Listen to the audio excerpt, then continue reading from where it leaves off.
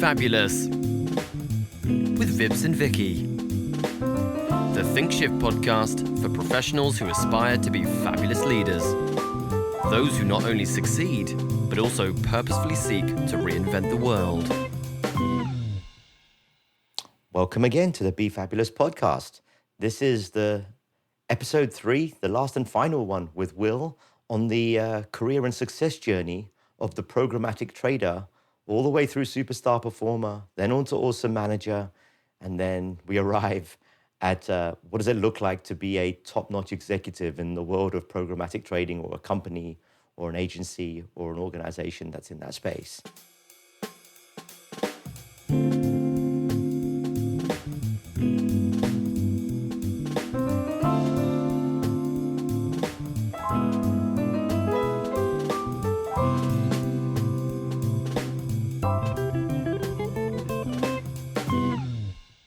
So, a quick reminder to anyone who's listening.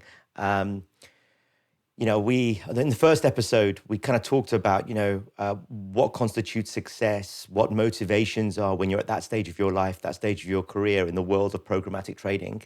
And if you don't know what programmatic trading is, probably a good idea to either Google it or go and listen to that first podcast where, to be honest, Will explained it to me in a way that was way easier than anything I've ever read online. So that was a nice little bonus.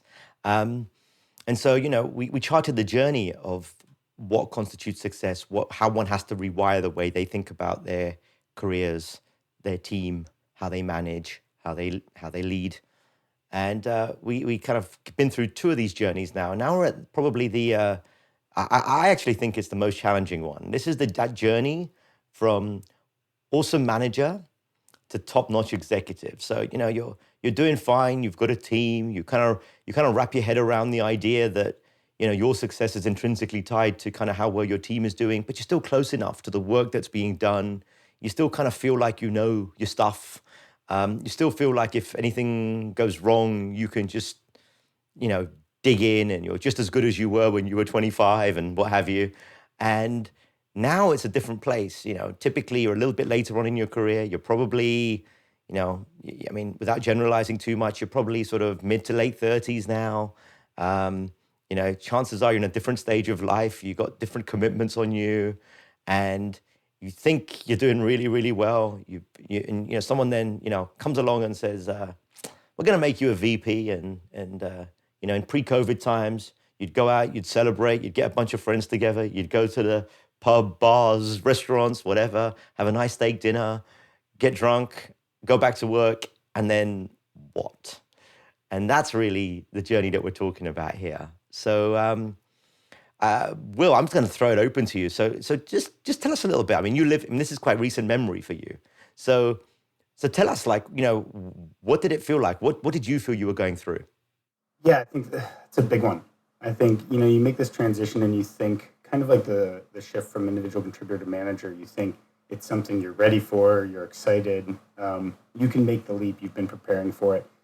And you're faced with a whole new level of challenges, a whole new level of uncertainty. So you go back into that kind of circle of not knowing what you're doing, and needing to lean into that. I think, anyone that moves into an executive position or a higher level of leadership, their ultimate goal should just be to want to be the best leader they can be. And that's, for their team, for their organization, for themselves. But I think one of the hardest things for me early on, and probably still is, that's a never-ending process. And Vips, you know me pretty well. I read a lot. I do a lot of research. I tap into my mentors probably more than I should for help with this. But it doesn't come down to skills and effort. It's an experience thing. And, that's probably the biggest aspect of the shift between manager to leader or manager to executive. Yeah, it's funny you say that, because what I normally see, and correct me if you I'd love to know actually if you went through this, was what I see a lot of is people get very, how can I put it, leadership or executive book smart as a manager, right? I'm reading HBR every month. I've read every leadership book that's come out in the last 3 months. I'm up on my, pick your author. There's hundreds of them. And so in your mind, you feel like you have all the knowledge. And I'm going to do differently when I'm in that role. I'm going to be so good. I know my stuff. Why am I, if I don't understand why my leaders behave this way, and then bang, you realize that, well, knowing it and doing it, or knowing it and being it are night and day. They may as well be different skills. I think you can be as book smart as you want until real life experience hits you in the face. And I think that's where, and I'm not saying that reading about leadership or any of that isn't really valuable, and it is necessary. And I think without that, you have no foundation, I would think. Exactly. And I think what I've realized is I do a fair amount of leadership reading, but also whether it's communication or whether it's, productivity. I think, that I'm a big productivity habit type person. So I think those are things that have helped me as a leader, but nothing gets you prepared for that, like dealing with it in a real life experience. And I think that's something that I'm learning and something that I've stumbled over, over the last 9 months, is thinking that I'm ready for this and that I need to go through those experiences to be the best leader I can be. So, okay, so I need you to dish some dirt now. Like, give me some real stories now, obviously without offending anyone or sharing anything that's inappropriate to share. But I think most of us can wrap our heads around that conceptually, but can you give a couple of examples of what you thought things were going to be like and what they ended up being like, with the couple of real examples or real-ish examples? Yeah, I think that, anytime you move into a higher position of power, you just think that people are going to listen to you, that your opinion is going to land, that, you've got all the answers to everything. I'll use an example. We've been working on a pretty big project, for the company over the last almost 12 months. And it's something that there will be many iterations of, but I was super close with over the first 6 months of this year. Went to communicate it to a larger group of our organization, and it didn't land right. I think because I knew it really well, I was able to communicate it really well to the group that I had come from. So when I went and presented it to the trading team, it landed really well because I harmonized with them well. I know their roles really well. It landed really well with them, and they understood the impact of it. I went to deliver it to a group of our sales team, and it didn't land well. And I think in that moment, I got defensive, and I was more reactive to it rather than responding to them. And that was a real stumbling point for me. And I got one of the best pieces of advice ever coming out of that from my mentor. And it was about communication as a leader. And it was about the interpretation of the message you're delivering. And the idea that when you deliver an important message or a core message to any group of people in an organization that really well, or that you need to land really well, the interpretation of that message is 100% your responsibility. And if people don't take it the way you want them to, that's on you. That's not on them. So you need to think about how you're delivering it to the group that you're delivering it to, so that it lands the way you want it to. And I think that was a big stumbling point for me a couple times early on. And I would get pissed off and why aren't they getting this? It's so simple. I'm communicating it the same way I did to everyone else. And really that was my fault. And it was my fault for not catering it to the group that I was delivering it to. It's my fault for not planning it out properly. And I think that was a growth moment for me, and will continue to be as I learn to communicate more clearly, because I think communication is something that I've always, hung my hat on and felt I was really good at. It changes a lot when you step up into this level, and the way that you communicate, the consistency with how you communicate and the delivery of it has to change with it. Yeah. So I've got to ask you. So you got up on stage, delivered this message. So what happened?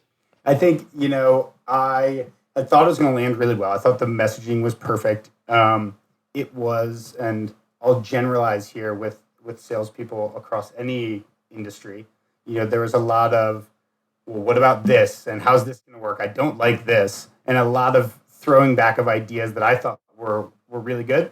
And I think what I realized from that, and the frustration that I felt in that time period, was they were valid concerns, and I think the learning moment there for me, and the learning moment for any leader, and this took some coaching and some guidance from the people above me, is that people aren't judging you in that moment. They're judging your work. It's not a personal attack.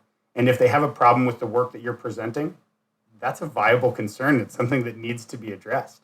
So I think what I learned from that is I went back afterwards and looked at the responses that they had, and they were important things that we needed to fix on the project.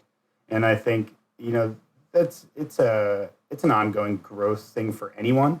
But I think a big learning point for me was, listen, you can't be reactive in your communication.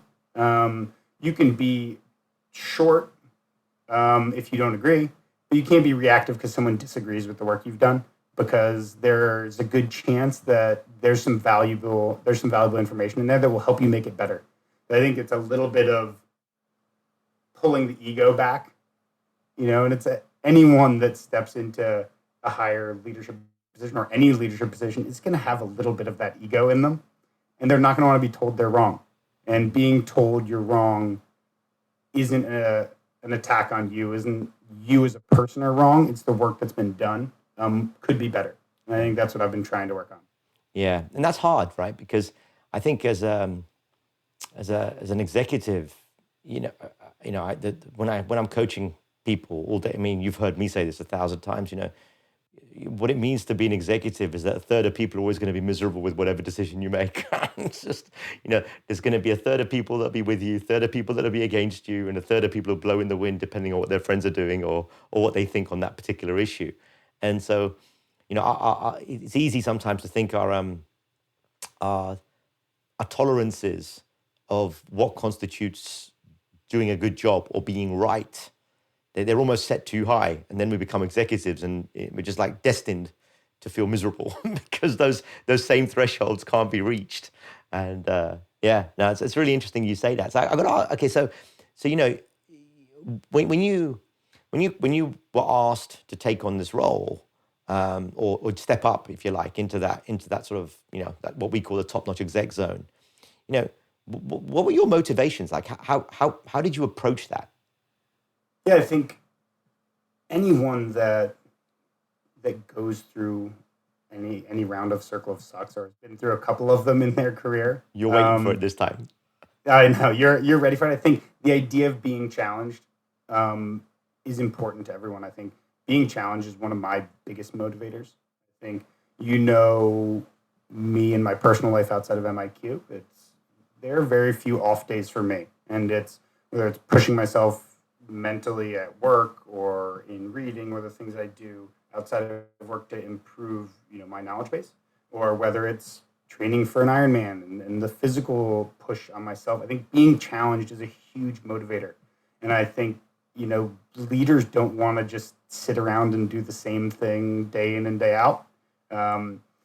Engagement and the work that we do is critical for satisfaction. So I think the idea for me of not only moving into a new role that I didn't know what I was doing, that I didn't have the skill set for right away, on top of having it be a completely new group that I wasn't used to, was a huge challenge for me. And I think that was a huge motivator. I think the jump from manager to executive, and I hope Sean's not listening to this one, but I think I'll make sure he listens. I think is where you start to pull a little bit away from the monetary side of things being the most important thing to your motivation. And I think, even as a middle of the road manager, your first thought is usually about your paycheck.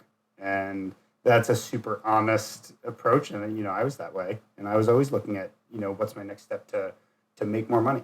I think this one for me was so much about personal growth. And it was about, the access I have to people like yourself, to people like Sean and to like Charlie that are going to help mold me into the leader that I want to be.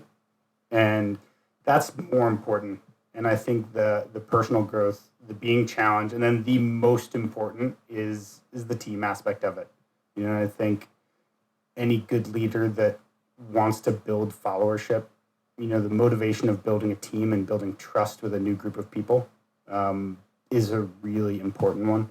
And I think a big challenge for me, because, I moved from programmatic trading that I had spent my last 8 years in to a whole new team that I hadn't functioned as an individual contributor in that group. So I think building trust of my leadership team and knowing that they knew the right answers to the hands-on keyboard questions, and starting to build that kind of cohesion with them and trust both ways with them has been an ongoing process.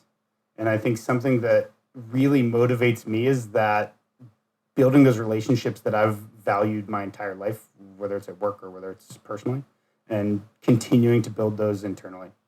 Yeah, that's really interesting. Can I ask you a question? Do you think that, how much do you think that the things you expressed, I think good leaders think like that. I'm not sure necessarily, I'm not sure necessarily most executives think that way. I think, so, in our podcast, we talk a lot about, why there's so many executives and so few leaders. And like, I think what you hit on there is why we always talk about, lots of people have executive titles, but they're really still managers in the way that you just expressed it. And I think what you expressed there is a really interesting insight into almost how you have to think in order to create followership and be a leader. Otherwise, you're always going to be that executive that no one really wants to work for, but kind of has to work for in order to, to get their paycheck and whatever. And generally aren't the sorts of people that you're really inspired by, want to follow, think they've got your back. And, it starts feeling like you're a cog in a machine rather than someone who's going to be given a platform to grow. So I think it's really interesting you brought that up. And while I think it's absolutely true in your case, and it's a credit to you, I don't know if that's the default for how most people end up, in that circle of suck. They do want the extra money. They do want the bigger house. They do want and so I think the difference is often too many people go into executive roles with the aspiration of not screwing up, as opposed to I want to do really well, which is not the same thing. And listen, I'm not perfect in this. I think I still deal with this a lot. And I think some of the advice I got recently around falling back into a little bit of a trap of being an executor and getting things done because it feels good. It feels good to get things done, to raise your hand, to finish a project. To be the hero. To be the hero. And it's like, I got some feedback recently that, people that I work with love working with me. People who I work for love that I work for them. People that work for me really like working for me. And that should shift a little bit. And it's like, you want a little bit of like, the people that work for you, you want to absolutely love working for you. And you probably want to pull back a little bit of that. The people that you work for probably like working with you, but you challenge them enough that, you go back and forth a little bit. And I think I have a really good dynamic with my leaders in our company with that, but it's something I'm working on. And it's something that, putting that faith back in your team always comes first is an important one that leaders need to realize, because they should be ahead of you. They should be ahead of your boss. If you take care of your team and you make sure that they're developing, everything else will fall into place. It's funny you say that, because I always think of like looking after your team as at one level is quite a selfish act, because your life becomes increasingly miserable if your team are not in a good place, because you're just going to get pain from above at that point, and no way to really pivot, manage, and adapt to whatever the world throws at us. And 2020 is probably the best year for that ever. Well, and I think 2020 is a good example of taking care of your team doesn't mean everything's sunshine and rainbows all the time. That's right. I think part of taking care of your team is making sure that your communication with them is consistent, and that is consistent when it's good, and that is consistent when it's bad. And I think making sure that you're giving them growth opportunities and you're sharing with them, the ups and downs of the group, of the company, of their performance is a really important aspect to making sure that you not only have that trust with them, because anyone that is an individual contributor or is a mid-level manager or a leader should want to hear where they can improve. And I think we miss a lot as leaders, and I've been guilty of this at times, of just sharing the positives people are doing because you don't want them to be upset with you. You don't want their work to deteriorate. But sharing constructive feedback and sharing growth opportunities with people is what we need to do, and it's something that I think everyone could be better at. Yeah. So you've talked a little bit about your motivations and kind of signals you looked at to feel that you were doing a good job. you're also, I know who you work with. You work for founders and you work for CEOs, and these are high functioning, high velocity individuals is probably the way I would describe it. And as are most of your peers, to be fair. How do you, like, so you're in this world of programmatic training, and now programmatic trading, and you're in this executive place. How did it change in terms of what your bosses, your environment looked at as you being successful? Like, how did that change compared to, your awesome manager journey, if you like? I think as a leader, you should always be measured by the success of your team. And I think there's some additional pieces of, whether it's project work that you're working on, but it should all be looked at impact. And that is, what's the impact that you are having on your team and their ability to grow? What's the impact that you and your team are having on the organization? And that covers a lot of different categories. That is, are you able to drive revenue across any given group? Are you able to increase customer satisfaction? Are you able to increase employee satisfaction?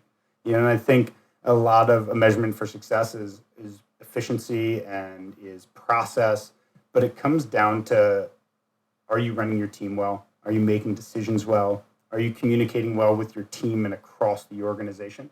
So that there's more cohesion across all of the teams, at MIQ for me, but in your organization.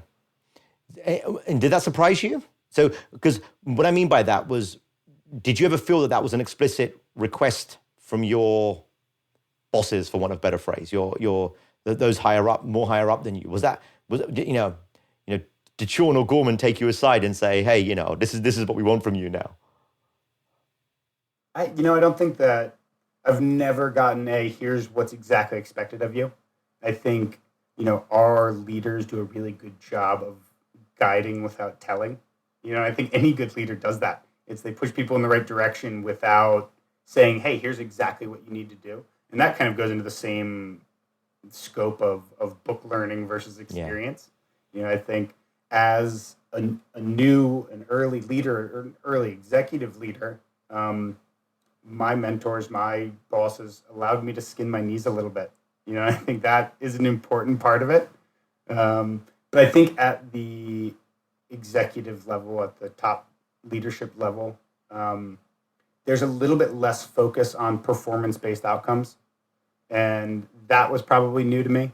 I think while I am very in touch with the performance of my team, on the outcomes of my team, I think I've grown more by allowing my lieutenants or the managers under me handle a lot of the in the weeds performance-based work that needs to be done and managing that with their team. And I think that's been a growth piece for me, because I thought that was going to be a big piece that I need to lean into in the first 6 to 9 months. And even and I'll be open about this, even in my feedback that I just did probably a month ago, a lot of what I got from my managers was, we're good. We got the performance stuff. What we need from you is more coaching, is more, insight into the strategy of the group, into what's changing, into how we can help. And that was a moment for me of like, oh, shit, like I need to be leaning in more into my team, not into what they're doing. And I think that was a big that's really hard realization for me. That's a real, you picked two that I'm going to sort of sift out of there. That is so hard, because there's always a sense when you go from that manager to executive that you need to be more in control. You need to know exactly what everyone's doing. You need to be able to answer any question about anything that anyone on your team or your team of teams is doing. But the reality is, you haven't got a clue most of the time. You just don't know. And that not knowing, but still feeling sufficiently confident and providing sufficient air cover and elevating is a really, really hard skill to master, because particularly from manager to executive, because we're kind of tuned to thinking more in terms of controlling as opposed to tuning in terms of enablement. When you think about the shift from a management role, you're managing individual contributors, and a lot of your coaching with them is around the hands-on keyboard work. It's how can you do this better? How can you be more knowledgeable on this? And then you make this shift that it's like, those people should be doing that with their team. You shouldn't be doing that with them. You should be spending your time with them, helping them be a better leader, helping their thought process a little better, helping them coach their teams better. And I think, that is something that I'm always working on, and something that, I probably neglected a little bit in the first 6 months of being a new executive leader is, I focused on, hey, how's your team doing? What can we do to get them upskilled? Not what can we do to help you be a better leader? And I think that's something that I've put some concentrated effort into recently. And I really want to make sure that my leadership team has the skills that they need to lead their team. I shouldn't be leading their teams. They should. Which is really amazing, because what it also does, then it connects back to your comment about no one actually told me what was expected of me explicitly. Because if you think about it, and that's a really difficult transition to when you get to executive, because that's not just in the world of programmatic training, that's the world anywhere.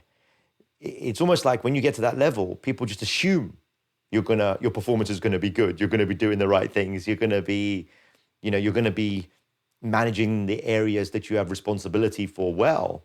So it's really it's more directional to say, we need to go in this direction, we need to improve in these ways. And I don't know how you do that, what you do, that's your business. When I think a lot of that comes down to, I mentioned decision making earlier. I think as high achievers, whether it's an individual contributor or a manager, we want to make the exact right decision. And we put a lot of time into making that right decision. And as an individual contributor or as a manager, that sometimes is the right way to go about it. But as a leader, putting too much time into making the exact right decision can be at the detriment of your team. Sure. I think a lot of what I've, realized over the last couple of years, watching some of the great leaders, that we have at MIQ, or, the great leaders that I have as mentors outside of MIQ, and as well as, analyzing myself from some missteps that I've taken, is that you can't always make the right decision.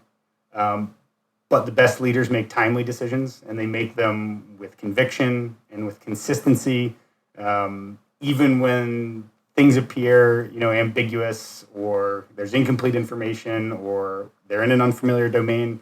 They make confident decisions, and they make them with consistency. And that's something that I've watched the people that I look up to do regularly. And I think it's a huge piece for anyone that wants to have true followership and to, be a good leader. Yeah.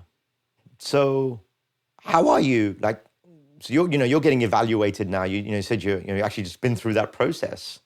So I'm curious, because, that particularly that first time round, that first year and a half, you kind of don't know what your job really is, because it's not been made explicit. You're pivoting to a different way of working, way of thinking, way of functioning. And then you sit down and do your review and you figure out how much money you're going to get, or your bonus, or whatever it is. Okay. Explain to someone who's never been in that place before how that feels different from how it feels when you're a manager. Yeah, I think, and I'll lump manager and individual contributor together because I think they're a bit similar in this. When being evaluated in that phase of your career, success in those early phases looks like what you get. You're doing a great job, we're going to give you more accounts. You are doing a great job, you're going to get this raise. I think when you make the transition into the executive level or into leadership, it's so much more about what you give, and it's what are you doing to develop your team? How are you removing barriers for your team or the organization? How are you continuing to help your team drive positive outcomes? And I think that's the biggest shift there. And I think when I think about the move from execution to leadership, that's it. And it's how are you empowering your team to do the things that you did before? And that's not, tooting your own horn, but it's saying, obviously you did a good job when you were a manager. Obviously you don't know what you're doing quite yet as an executive. That comes with experience. Or maybe you never figure it out. Help them, right. Help them be great managers, help them lead great teams. And that should be like the main focus of most people. And I think a lot of the theme of any review that executives get comes down to, and I mentioned this a little bit at the management level, comes down to trust. And it's, I think some of the feedback that I got in my recent review is that I'm a harmonizer. I'm good at solving problems. I'm good at moving into a position and making sure that people leave feeling better than they did. Part of that is expanding on it with the communication side and making sure that I'm landing the right messages, and that a leader, I talked about it earlier, is landing their core message. And I think something that I've worked on and that I need to continue to work on is landing your message or landing the core meaning of what you're communicating to people without watering it down with other things just surrounding it. And I think it's easy to put a big update, whether it's positive, a lot easier if it's negative, to drop it into an agenda with 5 other things. But I think making sure that you're landing messages clearly and concisely on their own is a really important thing for leaders. You see the best leaders in my business, in our industry, land a single point when they're talking about something, and it sticks really well with people. And I think that's one of the biggest things I've learned just very recently. Yeah, the fine line between not being overly simplistic, but not being overly confusing on what is inherently complicated or complex. It's hard. Well, that's where the art. That's where the watering it down with other things. If you have an important meeting that you're delivering a key message, and you put 3 or 4 other things in there, you're going to confuse people, and that's where it comes down to their interpretation is your responsibility. And if you water down your message with a bunch of other shit that's not important, you're muddying their interpretation of the message you're trying to deliver. And this is me communicating that after learning it. Not that it's something that I've done really well, but I think I'm excited to develop on top of that after kind of getting feedback around that. Hey, Will, it's really interesting when this whole conversation we've had for the last sort of 25, 30 minutes now. What do you do if you're not a harmonizer? If you're not someone who can get along, I had someone say to me, this guy could make a conversation with a traffic cone. And I thought that was brilliant. I think you kind of fall into that category. I find it hard to imagine you not being able to strike a 10, 15-minute conversation with anybody. Yeah. I guarantee you well over half of the people who will listen to this will be like, but I could never do that. What do you say to them? I don't think you need to be a harmonizer to be able to connect with people. I think the idea of valuing people's time, valuing their motivations, having empathy, and valuing people's strengths, fears, weaknesses, and talking to them about it is a really important part of being a leader, whether it's a manager or an executive.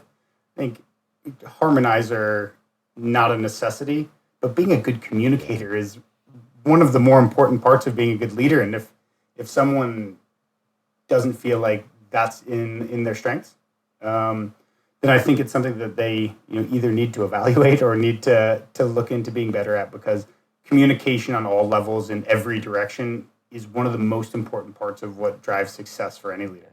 So true. And I guess that's why it's one of our fabulous non-negotiables, along with aligned values and ethics. It's great communicators, grit and hustle, inside out mentality. It's like, without those DNA components, or albeit there's 4 of them, you're really building a ceiling in to what you can successfully achieve. And I think it's interesting because communication for me as a manager, for years as a trader, was really seamless going down to my team. And it was easy for me to harmonize with my team, easy for me to communicate what I needed from them, good and bad, because I had lived in that realm for such a long time. It was harder for me to communicate up there. I think when I made this shift about a year ago, I put a lot of effort into wanting to be better at communicating up. And I think at the expense of my communication down with my team. And it's finding the balance. I think I've gotten a lot better at the communication and the dialogue and telling my boss what I need and being really precise and consistent with that. And I've let that slip a little bit with my team. So I think one of the things that, and again, leadership is an always evolving focus. I think communication for me down with my team, whether it's what I need of them, whether it's where they're winning and losing, whether it's what the structure of their day or of our team even is going to look like, is something that I, just kind of assumed would land. Yeah. And it's something that I'm working on. Yeah, I think it's more like a cycle, right? I mean, it's like, you put some attention over here, then this needs a bit more, and then it has to swing back. And yeah, I think it's something you work on forever. All right. So, as we've done with all of these, I want to bring it back to, okay, so what's the advice you'd give? So you've got, in fact, in your company, you've got several people who are going to be kind of, entering or jumping off that cliff into this particular circle of suck. And, I don't know, to me, you're probably, and I may be doing you a disservice, but I think you're handling it really, really well. You're certainly accelerating out of the circle of suck. I was going to say, I definitely still have one leg in there. But you're definitely on the crest out as opposed to like on the downward slide in. Agreed. I think it's embracing that is important. I think one of the biggest things now, this would be my advice at any point in your career, is embrace the challenge of the unknown. And I think you're going to feel, especially making this jump, that you have no idea what you're doing. And part of that is you are now with a bunch of people that probably have been doing it for a while. And, especially your peers are not always going to lean in and help you. And I'll speak outside of MIQ for a little bit because I get a lot of this feedback from the people that I talk to outside the company. A lot of them are going to take advantage of the fact that you don't know what you're doing, and they're going to pile stuff on top of you. And I think learning to embrace the challenge of that downward trend in the beginning is going to accelerate you out of it faster. Yeah. One of the things that I think externally that helps often for people to accelerate out the circle of suck is just having an athlete's mentality. Being able to run through the pain, if you will, to find a new ceiling, to recognize that it's all part of getting stronger. Those sorts of things. It sounds cliche-like, but I think sometimes it's very helpful to have another dimension of your life that's got the same kind of parallels. You're applying in a very different way. But I think that's got something to do with why you've been able to see it for what it is a lot easier rather than wallowing in it as much as you could have. Well, and I think the athlete mentality or the push through the pain mindset of it is really great for 75% of it. I think I had this conversation with Sean recently, and I think I probably say this to him every 2 months of what can I be doing? What can I do more of? What do I need to do to be better? And, he shared a quote with me about you can't put an old head on young shoulders. And that really stuck with me. And it's, the experience and wisdom needed to be a leader takes time. And you can't teach yourself that.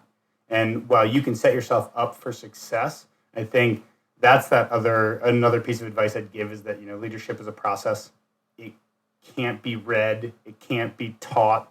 You can learn a lot of it, and you need to through reading, through working with a coach, through being mentored. But it's a process, and part of that is struggling through the experience of not knowing what you're doing. So that's two. I'm gonna put you on. I'm gonna put you on the hook for one more. Okay, so the third one, I'll use like the most important one for me right now, and that's the communication piece. It's land your core message, communicate consistently.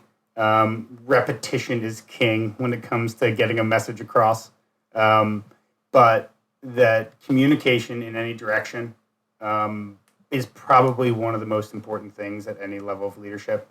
And it's being consistent with it, whether it's what you need from the people above you or whether it's being consistent with what you need from the people below you. It not only builds trust, but it helps yourself grow. It helps your boss grow. It helps your directs grow. And it's something that is one of the hardest things to do, giving negative feedback or even asking for something you think you need of a person of higher power is a hard thing to do. But the more you do it, the more consistent you are with it, the more you challenge people, the easier it gets. And this is, me needing to take a little bit of my own medicine here. And I think that's something that we all are constantly working on. And it's what we look for growth. And like I said in the beginning, the motivation of most executives is just to do a good job. It's to do well by their teams, do well by their company. And that should be at the core of of communication. It should be at the core of everything that we work on to develop. That's pretty profound, and I think a lifelong set of learnings that you've expressed there. I'm gonna ask you if you've got any final thoughts you want to close it out with. I would say, I mean, these last 3 episodes have been amazing. I think it's been great reflecting back on my journey over the last 12 to 15 years. I think, anyone at any point in their career journey should take a step back, look at what they've accomplished, look at what they have ahead of them, and embrace the process of what it takes to grow in your career or what it means to grow as a person. And make sure that they're putting it in perspective with where they are, and that you can't just jump over stepping stones, that the growth and the process are as important as anything else you're going to go through. Yeah, so true. And it's funny you said that about you're the second person who said working with us on content, or whether it be podcast or whether it be other recordings and stuff we do. It's the process of doing that helped me realize how far I've gone and what I still have to do, because it's like forced self-reflection out loud. And forced self-reflection out loud is a little bit different than forced self-reflection in a personal diary or a journal. Diaries are a UK phrase that doesn't work too well in the States. But you're the second person to have said that, and it's actually one of the reasons why we're trying to do these, with fabulous people that we find, is because we're actually finding that the act of doing this is helping them accelerate what they're trying to do, and that's at the end of the day, that's what we're about. Well, what can I say? It's been an absolute pleasure. No doubt we'll find something else to do that's more interesting. For those of you who don't know, Will is kind of what's my mentor? He's like the voice on the shoulder, because I'm thinking about running a marathon, and Will's telling me I can do it, and I'm thinking I don't know. That's a lot of training. It's pretty hard. And he's the one that says, well, you need to drink some of your own medicine here, because it's all in your head. It's not in your body after you've done a certain amount. So I'm going to be holding Will accountable to making me commit to at least a half, if not a full marathon over the weeks and months ahead. But Will, what can I say? This has been absolutely fantastic. I really, really hope thanks for your insights into, just trying to make this real through the lens of the audience that you talk to and work with. That that world of programmatic trading is fast moving. It's evolving very fast. It's got a lot of very talented young people building their careers off the back of it, and it's not flush with the experience and mentorship that you would have if it'd been a stable industry for 25, 35, 40 years.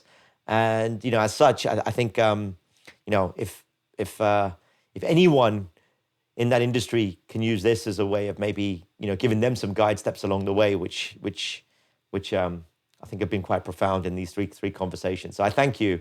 It's been a pleasure at a personal level. And I hope our listeners, got something out of it. And really, until next time, thank you. And everyone else, be fabulous.